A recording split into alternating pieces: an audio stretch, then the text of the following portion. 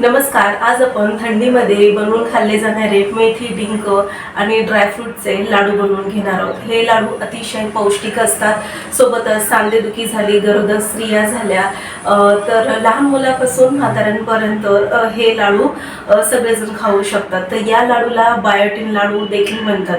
तर या लाडूमध्ये आपण खूप साऱ्या सीड्स वापरणार आहोत. काजू, बदाम, मनुके, मखाणे, सोबतच सूर्यफूल बी, त्याच्यानंतर तीळ झाले, अळीव झाले, त्याच्यानंतर मगज बी, पंपकिन सीड. तर ह्या सगळ्या बिया ज्या आहेत, तर या सगळ्या बिया आपल्या आहारामध्ये तर नसतात. मग अशा वेळेस आपण थंडीमध्ये ह्या बियांचा वापर करून हे लाडू आपण बनवत असतो.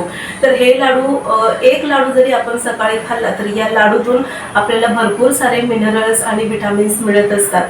तर या लाडूमध्ये भरपूर प्रमाणामध्ये लोह आहे, मॅग्नीज आहे, झिंक आहे, फॉस्फरस आहे, त्यानंतर विटामिन बीचे सगळे प्रकार टाईप्स तुम्हाला याच्यामध्ये मिळतील. तर म्हणूनच या लाडूला बायोटिन लाडू देखील म्हटलं जातं आणि आपल्या साध्या सरळ मराठी भाषेमध्ये मेथी, डिंक, ड्रायफ्रूटचे लाडू असं देखील आपण म्हणतो. तर हे लाडू आपल्या केसांसाठी देखील खूप वरदान आहेत. कारण की आपले केस का गळतात? आपले केस यासाठी गळतात कारण की आपलं हिमोग्लोबिन कमी झालेलं असतं, शरीरामधलं लोह कमी झालेलं असतं, B12, विटामिन D3 याची कमतरता असते, खूप सारे मिनरल्सची कमतरता असल्यामुळे आपले केस हे गळत असतात. आणि म्हणून हे लाडू जर तुम्ही बनवले आणि रोज एक लाडूचं जर सेवन केलं तर नक्कीच तुम्हाला याचा परिणाम जाणवेल. तर चला तर मग आजच्या रेसिपीला आपण सुरुवात करणार आहोत. आज मी ही जी रेसिपी बनवणार आहे ती माझ्या पद्धतीने, साध्या सोप्या पद्धतीने बनवणार आहे. आजची माझी रेसिपी जर तुम्हाला आवडली असेल तर नक्कीच लाईक करा आणि माझ्या चॅनलवर जर पहिल्यांदाच आले असाल तर नक्कीच सबस्क्राईब करून बेल आयकॉन प्रेस करा. चला तर मग आजच्या रेसिपीला आपण सुरुवात करणार आहोत. अक्रोड, काजू, मनुके, बदाम, पिस्ते, अळीव, सूर्यफूल बी, मगज बी, पंपकिन सीड, तीळ घेतलेत. त्याच्यानंतर इथे आहे गूळ, त्याच्यानंतर मखाणे, डेसिकेटेड कोकोनट घेतलेलं आहे. त्याऐवजी किसलेलं खोबरं देखील घेऊ शकता सुकं. त्याच्यानंतर खारीक पावडर, तूप घेतलेलं आहे, डिंक घेतला आहे, त्याच्यानंतर सुंठ पावडर घेतली आहे, मेथी पावडर घेतली आहे आणि तुपाच्या ऐवजी तुम्ही म्हणजे घरचं साजूक तूप देखील घेऊ शकता. तर इथे मी आता गोवर्धन तूप घेतलेलं आहे. तर हे सगळं साहित्य आता आपल्याला लाडू करायला लागणार आहे. चला तर मग सुरुवात करूया. जे साहित्य मी दाखवलेलं आहे त्यामध्ये 1 पाव खारीक पावडर आणि 1 पाव मी डेसिकेटेड कोकोनट घेतलेलं आहे आणि बाकीचे जे ड्रायफ्रूट्स आहेत ते 1-1 वाटी मी घेतलेलं आहे. तर आता जेवढे पण एक साईजचे जे ड्रायफ्रूट्स आहेत ना, तर ते सगळे मी एकसाथच भाजून घेते. हे भाजत असताना मी अजिबातच तुपाचा वापर करणार नाहीये. बऱ्याच लोकांना भाजत असताना ते तुपाचा वापर करतात, पण आता इथे मी तूप न घालता हे असंच भाजून घेणार आहे. तर तुम्हाला जर तूप आणखीन हवं असेल तर तुम्ही भाजत असतानाच तूप घालू शकता. तर आता यामध्ये मी काजू, बदाम, त्यानंतर अक्रोड घातलेले आहेत, पिस्ते घातलेले आहेत आणि ते सगळं ड्राय रोस्ट मी करून घेणार आहे. साधारणपणे ड्राय रोस्ट करण्यासाठी याला 3 ते 4 मिनिटं लागतात. मध्यम आचेवरती मी हे भाजून घेतलेलं आहे आणि खमंग असा सुगंध सुटला ना की लगेचच आपल्याला याला एका प्लेटमध्ये काढून घ्यायचं आहे. तर आता हे भाजून झालेलं आहे, याला मी काढून घेते. तुम्ही सेपरेट देखील भाजू शकता, पण आता इथे जास्त वेळ न घालवता मी एकाच साईजचे जेवढे पण ड्रायफ्रुट्स होते ते एकसाथ भाजलेले आहेत. म्हणजे ते भाजत असताना पटकन काही असं जळत नाही. एकसारखा आकार असल्यामुळे सगळे एकसाथ व्यवस्थित भाजले जातात. त्यानंतर मी इथे घेतलेले आहेत मखाणे, ज्याला आपण कमळच्या बिया म्हणतो भाजलेल्या. तर त्याला देखील मी ड्राय रोस्ट करणार. यामध्ये देखील तुपाचा वापर केलेला नाहीये मी. तर हे पटापट असं भाजून घेते. तर मखाण्यामध्ये कॅल्शियमचं खूप सारं प्रमाण आहे. तर त्यामुळे यामध्ये मखाणे देखील घाला. सोबतच मी तिळाचा वापर देखील यामध्ये करणार आहे. प्रत्येक साहित्य भाजण्यासाठी मी 4 ते 5 मिनिटाचा वेळ दिलेला आहे. आता यामध्ये मी घालणार आहे सूर्यफूल बी, मगज बी, अळीव घातलेले, तीळ घातलेले आहेत आणि भोपळ्याच्या बिया ज्याला पंपकिन सीड्स म्हणतो. तर हे सगळे एकदम लहान आकाराच्या बिया असतात. त्यामुळे मी इथे एकसाथ त्या घातलेल्या आहेत आणि या बिया भाजताना आपल्याला गॅस स्लो करायचा आहे आणि स्लो आचेवरती आता ह्या बिया व्यवस्थित भाजून घ्यायच्या आहेत. यामध्येच मी आता ना 15 ते 16 वेलची देखील घातलेली आहे. म्हणजे ही वेलची देखील यामध्ये भाजत असताना छान अशी अशी भाजून निघेल आणि पावडर देखील मस्त करता येईल मला त्या वेलचीची.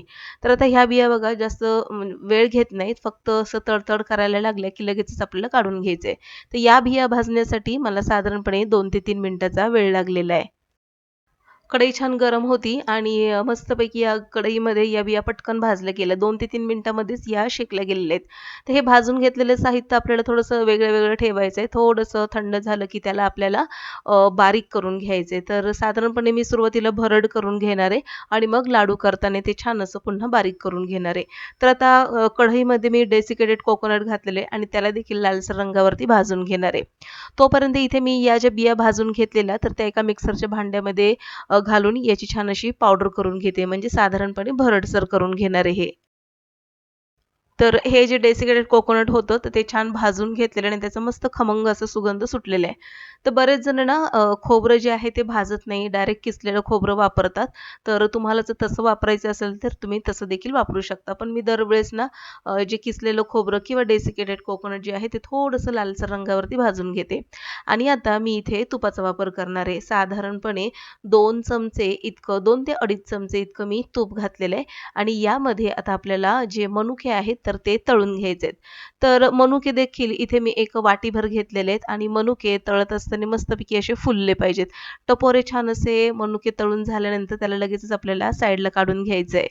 बघा किती छान फुललेत की नाही. आणि जर तुपाचा जास्त वापर करायचा असेल ना, तर लाडू वळत असताना तुम्ही थोडंसं तूप वितळवून लाडूमध्ये त्या मिश्रणामध्ये जर घातलं, तर तरी देखील लाडू छान असे वळले जातात.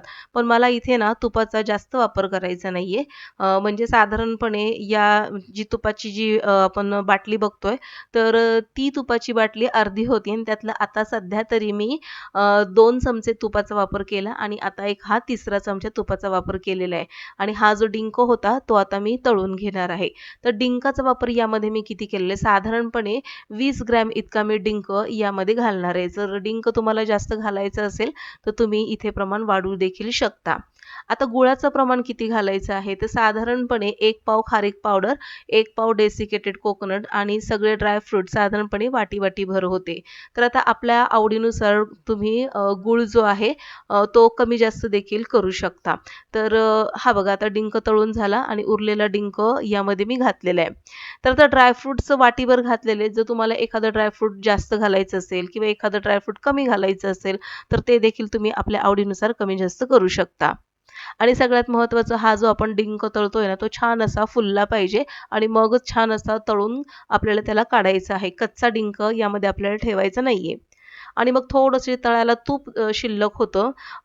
त्याच्यामध्येच मी खारीक पावडर घातलेली आहे. आता ही खारीक पावडर भाजत असताना यामध्ये देखील मी तुपाचा वापर केलेला नाहीये. जितकं कढईला लागलं होतं, तर त्यामध्येच ही डिंकाची पावडर सॉरी खारकाची पावडर घालून घेतलेली आहे आणि ते आता व्यवस्थित शेकून घेते. 3 ते 4 मिनिटं फक्त याला अशा पद्धतीने आपल्याला मिक्स केल्यासारखं करायचं आहे आणि साधारणपणे 3 ते 4 मिनिटामध्ये लगेचच काढून घ्यायचे. तोपर्यंत डिंकाची जी मी पावडर तयार केलेली, तळलेल्या डिंकाची, तर ती यामध्ये मी घालून घेते. जर तुम्हाला इथे तुपाचा वापर करायचा नसेल, तर तुम्ही गुळाचा पाक घालू शकता यामध्ये आणि तिळाच्या तेलाचा वापर करू शकता. ते देखील एकदम पौष्टिक असे लाडू तयार होतात. तर आता इथे बघा हे खारीक पावडर देखील मस्तपैकी आता शेकलेली आहे, तर तिला देखील मी काढून घेते आणि आता सगळ्यात शेवटी आपल्याला गुळाचा पाक करायचा आहे. आता यामध्ये पुन्हा मी 2 ते 2.5 चमचे तुपाचा वापर करणार आहे आणि यामध्ये जो मी चिरून घेतलेला जो गूळ होता ना, तर तो यामध्ये मी घालणार आहे. तर गूळ यामध्ये मी किती घेतलेला आहे साधारणपणे, तर इथे मी गूळ साधारणपणे अर्धा किलोच्या आसपास गूळ घेतलेला आहे बारीक चिरून आणि तो सगळा गूळ यामध्ये मी घालून घेतलेला आहे. तर इतका गूळ साधारणपणे पुरेसा होऊन जाईल. आता गुळाचा पाक करत असताना यामध्ये मी पाण्याचा वापर देखील करणार नाहीये.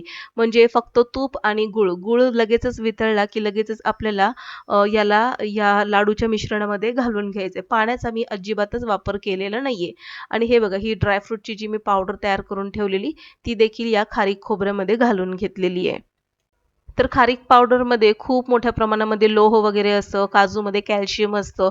तर अशा सगळ्या खूप साऱ्या अशा बिया आहेत ना, मॅंगनीज आहे, फॉस्फरस आहे, झिंक आहे, बी विटॅमिन आहे यामध्ये. तर हे सगळं आपल्याला याचा वापर करायचा आहे. सोबतच यामध्ये मी 2.5 चमचे भरून सुंठ पावडर घालून घेतलेली आहे. तर इथे मी रेडीमेड पावडरचा वापर केलेला आहे. जर बऱ्याच जणांना असं ना सुंठ पावडर घरी बनवलेली आवडते, तर तुम्ही तसं देखील घालू शकता. आणि यामध्ये आता मेथी पावडर घालत आहे.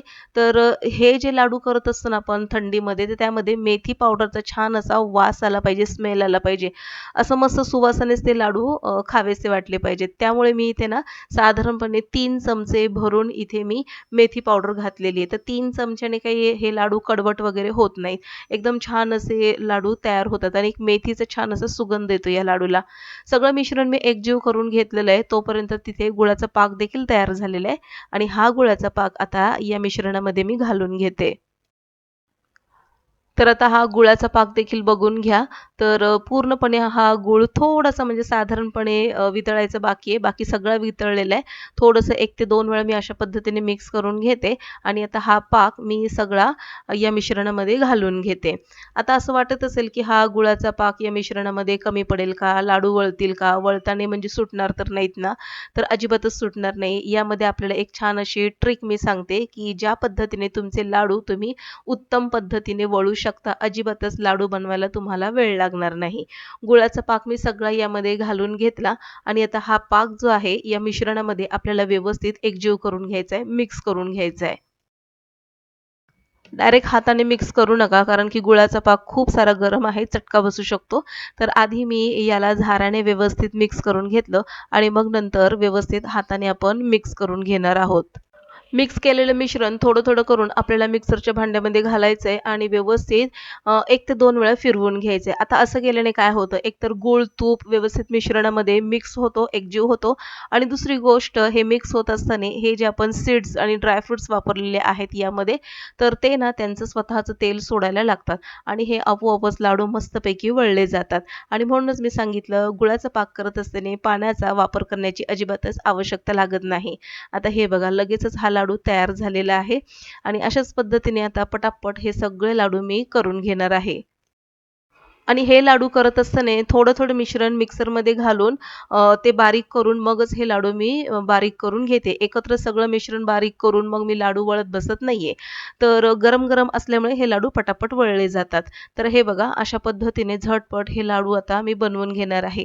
तुमच्याकडे जर आणखीन 1 ते 2 माणसं असतील तर झटपट तुम्ही हे लाडू बनवू शकता. तर हे बघा हे इतके लाडू बनवून तयार झालेले आहेत. तर रोज सकाळी असा हा एक लाडू खायचा आणि सोबतच एक छोटासा ग्लासभर दूध जर तुम्ही पिलात तर तुमच्या दिवसभरातील जितकी पण मिनरल्स आणि विटॅमिनची कमतरता असते ना तर ती सगळी भरून निघेल आणि तुमच्या मुलांना देखील टिफिनला एखादा जर लाडू जरी दिला तुम्ही तरी देखील त्यांच्या शरीरामध्ये भरपूर पोषण तत्व जात असतात. आता सगळ्यात महत्त्वाची गोष्ट मला ही सांगायची आहे की काही दिवसापूर्वी तुम्हाला मी सांगितलंच होतं की माझे जे केस आहेत ते मी पूर्णपणे कट केले होते. तर त्याचं काय कारण होतं तर त्याचं एकच कारण होतं की माझ्यामध्ये लोह कमी होतं, हिमोग्लोबिन कमी झालं होतं. सोबतच B12ची कमतरता असल्यामुळे माझे केस भरपूर गळाले आणि सगळ्यात महत्त्वाचं ॲलोपेशिया एरिएटा नावाचा जो डिसीज आहे, आजार आहे तो मला झाला होता. तर यामध्ये काय होतं की केस जे असतात आपले तर ते केस भरपूर प्रमाणामध्ये सुरुवातीला गळतात आणि नंतर काही प्रमाणामध्ये पॅचेस स्वरूपामध्ये केस जातात. अक्षरशः तिथे टक्कल पडतं. साधारणपणे 1 ते 2 रुपयाच्या नाणं कसं असतं त्या प्रमाणामध्ये टक्कल पडतं. तर मला साधारणपणे 2 ठिकाणी हे पॅचेस पडले होते केसांमध्ये. तर म्हणून मग मला ते बायोटिनच्या गोळ्या डॉक्टरने सुरू केला. सुरुवातीला तर ब्लड टेस्ट करायला सांगितलं. त्याच्यानंतर तो रिपोर्ट बघून डॉक्टरने मला बायोटिनच्या गोळ्या सुरू केल्या. तर आता या बायोटिनच्या गोळ्या मला वर्षभर खायला सांगितलेल्या आहेत. तसं बघायला गेलं तर माझा ॲलोपेशिया एरिएटा पूर्णपणे कव्हर केला मी, म्हणजे पूर्ण याच्यातून मी बाहेर पडलेली आहे. तरी देखील मला रोजची एक्सरसाइज, योगा, सकाळचं कोवळं ऊन घेणं आणि सोबतच बायोटिनच्या गोळ्या घेणं हे कंपल्सरी आहे. पण ह्या बायोटिनच्या गोळ्या मी कायमस्वरूपी तर नाही घेऊ शकत, हो की नाही? कारण की आपण कितीही गोळ्या घेतल्या तर तिथे तात्पुरता त्याचा परिणाम होत असतो आणि म्हणून जर आपण हे अशा पद्धतीचे हे असे जर लाडू जर बनवले आपण, मेथी डिंक ड्रायफ्रूटचे लाडू, ज्याला आपण बायोटिनचे लाडू सुद्धा म्हणू शकतो, तर यातील एक जरी लाडू मी रोज खाल्ला ना, तुम्ही देखील करून बघा आणि तुम्ही देखील तुमच्या सेवनामध्ये याचा वापर करा, तर याचा खूप सारा इफेक्ट दिसून येतो. आणि म्हणूनच मी दर थंडीमध्ये हे अशा पद्धतीचे लाडू बनवत असते. तर बऱ्याचशा महिलांचे असे, महिला किंवा पुरुष म्हणा किंवा हल्लीचे आता टीनेजर्स मुलं जरी म्हटली तरी त्यांची एक समस्या असते की त्यांचे केस भरपूर गळत असतात आणि ते सांगतात की आमचे केस खूप हेअरफॉल होतोय आमचा. तर अशा वेळेस ना तुम्ही ऑनलाईन देखील खूप सारे ॲप वगैरे बघितले असतील की त्याच्यामध्ये सांगतात की केस वगैरे गळत आहेत, तर मग तुम्ही हा ॲपवरती जा, त्याच्यानंतर तुमचा हेअर लॉस किती होतोय ते सांगा आणि त्याच्यानंतर आम्ही ते जे तुम्हाला जे मेडिसिन वगैरे आहेत आणि जे सिरम वगैरे जे आहेत ते आम्ही तुम्हाला कस्टमाइज करून देऊ.